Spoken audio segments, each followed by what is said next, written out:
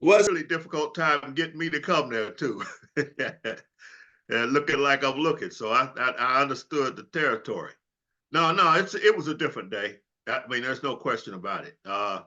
They started basically hiring one of us at a time at most schools. If they go hire one, the word kind of got around, and it really went hand in hand with the idea that if they're going to have players, and if they felt like they needed several players, then they needed to have at least one coach, and that happened, and it went that way for years. And before you started seeing maybe two coaches out on the sideline. okay. Yeah, it seems like some places were a little bit earlier to integrate. Sounds like Ohio State was pretty good about it, and in the Midwest, it sounds like out west, the UCS's, USC's of the world seems like they were on board, but down in Alabama, not so much. Sounds like there was a particular game when USC played the Crimson Tide, and that became a turning point. It seems like with Coach Bear Bryant, it seemed like he was on board with having black men play at least college football.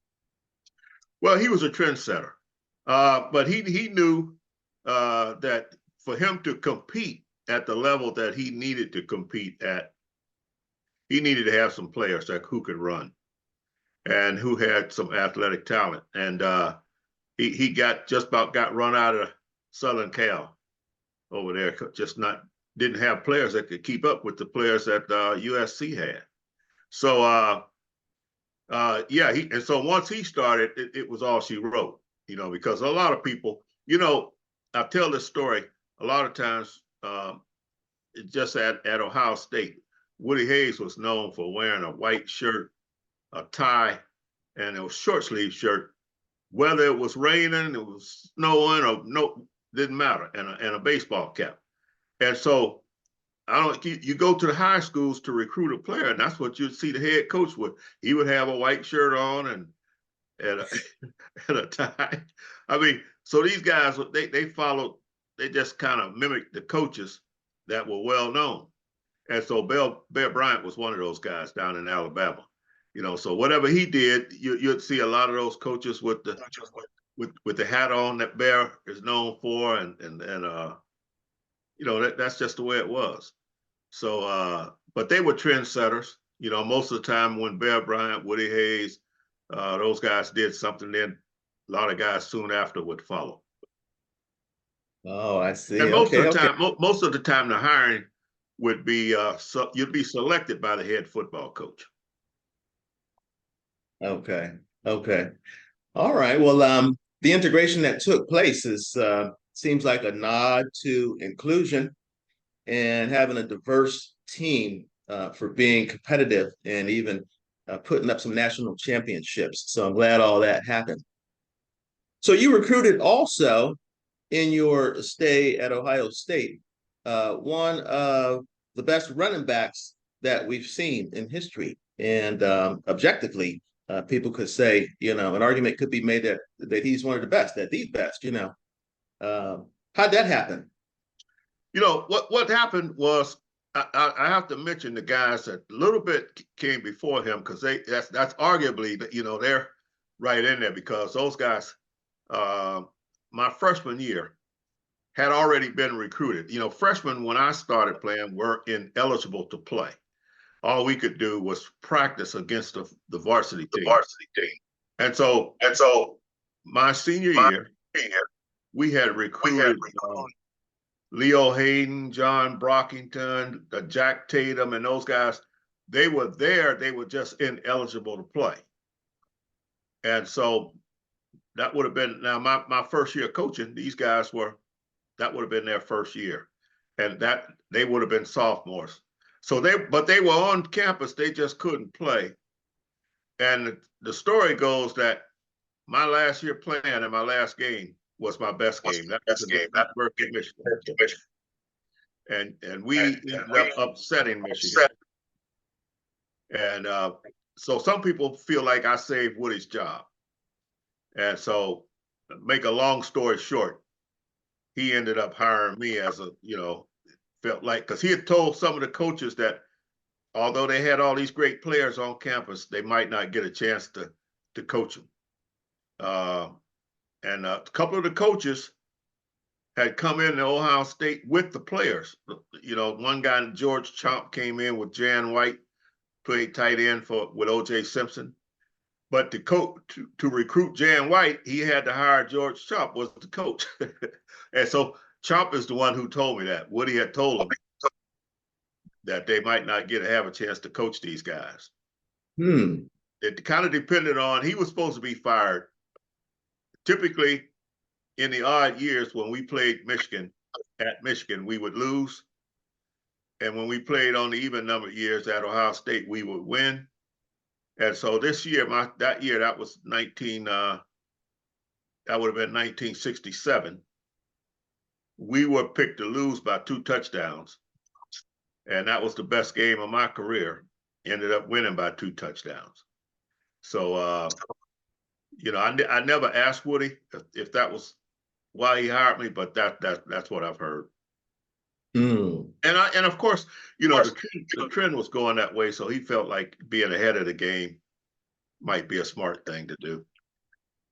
I see.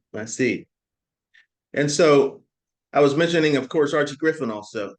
Oh yeah, almost forgot Arch. So and that's big time, man, because Arch was Woody had a problem with recruiting gentlemen from the city that right there in Columbus. He didn't want to recruit anybody local because he felt like if they failed, they wouldn't admit that they were just not good enough, that we had players that were better. They would always blame the coach.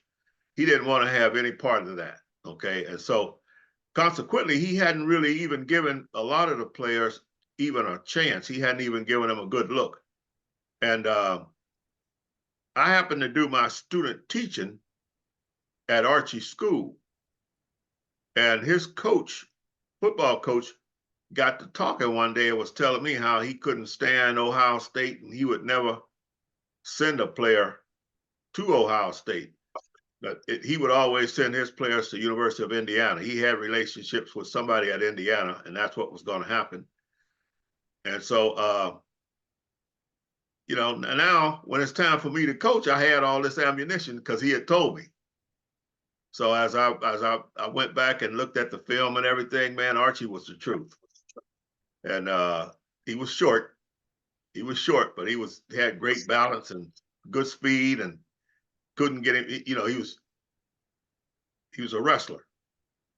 Those guys have good balance, man. At least he did anyway. But anyway, so when I brought him in, I recruited him, and that was difficult because he didn't really want to come to Ohio State for the opposite reason. He just didn't feel like he was big enough to play at Ohio State. He had watched John Brockington and all these guys that I just mentioned a minute ago.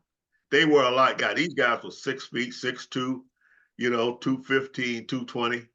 And Archie walking around there at 5'9", 5'10", And so he felt like he wanted to go someplace that had, he was going to Northwestern University is actually where he intended to go. Now they had a guy that was recruiting black players. He was not a coach. He was a black guy at Northwestern, but he just endeared himself to the school, and he had done a great job with Archie talking about academics. And so that's what was on his mind. Archie was a good student, but I was able to make it make sense to him, and told him that I was going to be his coach. And, if I didn't think he was good enough, then it would be one thing. But for him to make that decision, the decision already been made. That was my argument. And I made the decision that he's good enough to play. So I had to talk Woody and all those guys into it, and then had to go back and talk Archie into it. And all of those years, man, it went well. And now we come around, and I'm telling you now, it's just, we found out just about 2 weeks ago that Archie's going to have a statue built and put up at the Rose Bowl in California. I mean, I say Archie's having it built, but they're having it built, and they're gonna have the ceremony, and they're gonna do it right. but they're going to do the statue that'll be there forever at the Rose Bowl. Wow. And they're going to do that statue, and then they're going to do an extra one and send it to Ohio State, that Ohio State can do whatever they want to do with it, you know. Right. So he's turned into something special. He's always been a great person as well as a great football player. And so I'm so proud of Archie, man. I just don't know. He's and now he's big time all the way around. Big guy with the Hall of Fame committee, and great job at Ohio State University. And I mean, anything that you need, check with Archie and he can get it done. Wow. Cool, cool. And the only person to win the Heisman twice. That's right. That's right. He actually was I think it was fifth, if my memory serves me right, when he was just a sophomore. He came in, jumped into that starting lineup as a freshman, and that was going to be his position. As a sophomore, he came in fifth in the Heisman Trophy voting. And that's the same year that I left and came to Florida A&M as the head football coach. But I knew because everybody ahead of him would be graduating. So he was in a great line. And then he was our I-back, our tailback, so he was going to get the ball. And so I knew there was a chance he was going to win it as a junior, but I was gone. You know, I was here at Florida A&M as the head football coach. And then he won it again. So both years, Archie still had me come to the ceremony in New York at the time. So both years, because I was able to talk him into coming to Ohio State. You know, he had me as one of his guests at the Heisman Trophy affair. Wow. Downtown Athletic Center over there. Yeah, that's right. That's right. Anything you touch is yours. Wow. Yeah. Excellent. Excellent. Okay, cool, cool. Thanks for sharing that. And hats off to Archie Griffin. I had a good That's a time hard talking. thing to do. I mean, we each year he doesn't make much of it. I'm always fretting at somebody. Not all the time, but this past year was one where we thought Caleb Williams had a chance to maybe win it twice. So, you know, I was fretting. I like to see that record stand. But you know, that's been a long time, man, that record's been standing. Right. So we're talking since about 70, 71, right around there. Yeah, that's right. Okay.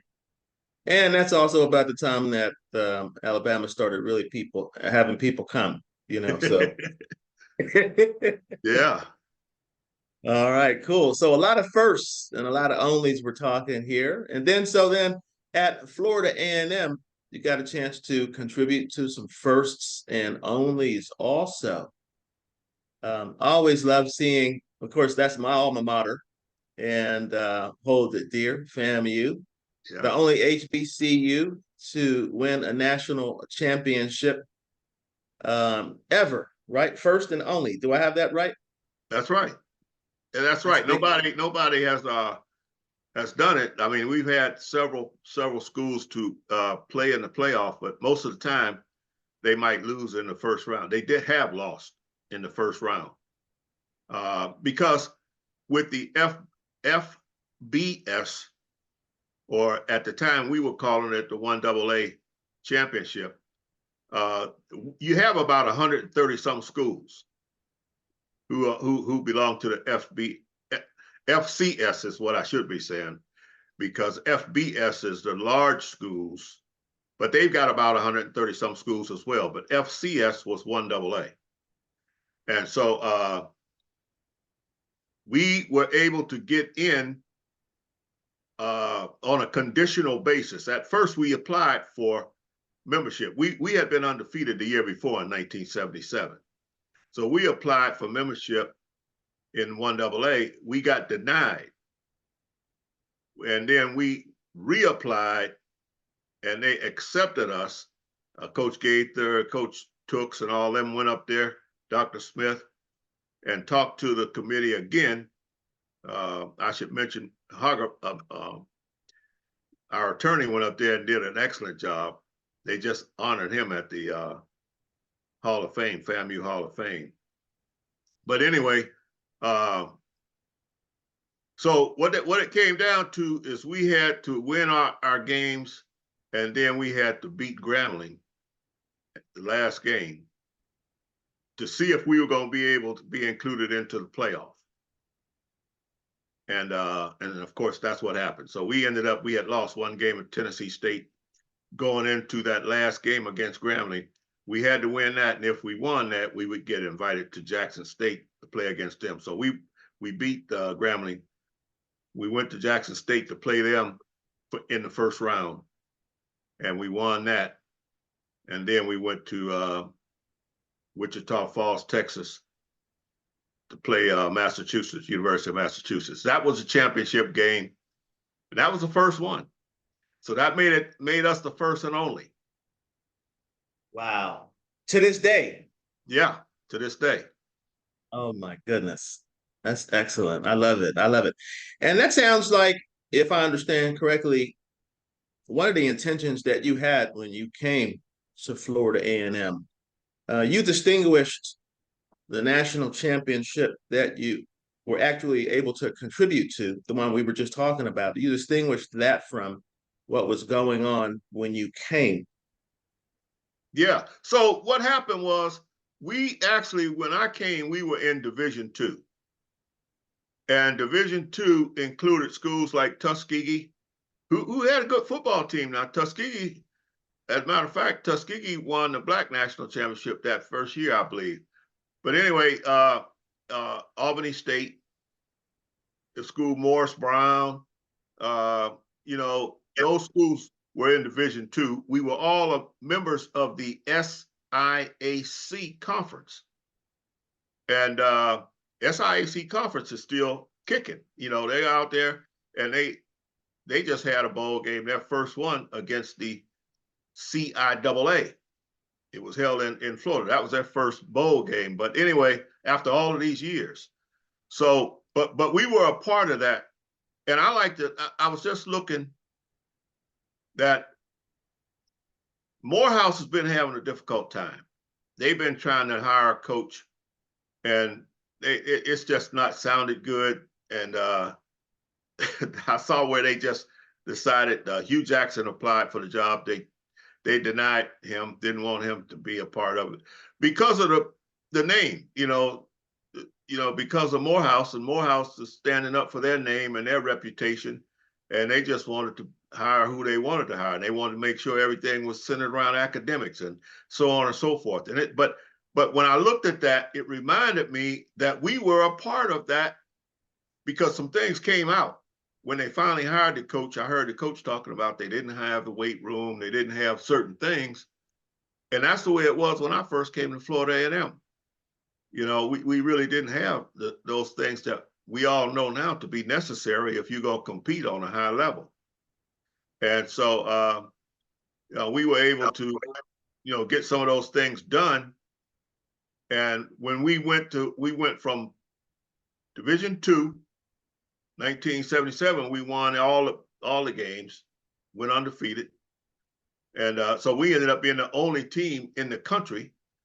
University of Texas was undefeated, but they lost in the bowl game. That made us the only undefeated team that year. And on what level? On Division II. Okay, so FAMU was the only, I want to make sure I understand that and get it right for our viewers. What we're saying is FAMU was the only undefeated team in what division? No matter division. I'm talking about in all of football, all of the schools in all the divisions. You had division, at the time it was Division I, Division II, and Division III. And in all the divisions, everybody had lost a game except us. And so, what happened? Actually, this Sports Illustrated came in to do an article on that. And they were talking about how we were only undefeated team. And Jim Lampley came in and did the story for Sports Illustrated. I'll never forget it.